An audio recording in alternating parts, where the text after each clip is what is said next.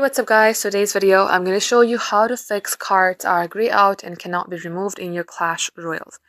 So first of all, this could happen if there is a small glitch in your app. Let's go ahead and troubleshoot your application. Long tap onto your app, select the I button.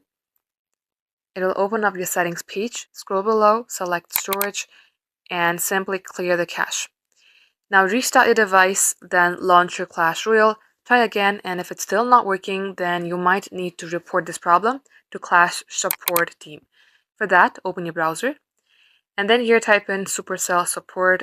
And now at this page, you will see Contact Us button. Tap on Contact Us. Now in here, it says if you have Supercell ID, please log in first. So first of all, get logged into your account, and likewise, you can go ahead and ask for support. Or you can also apply for support directly by launching your application. Once done, simply follow the on-screen prompt and they might be able to solve your problem. Thank you for watching.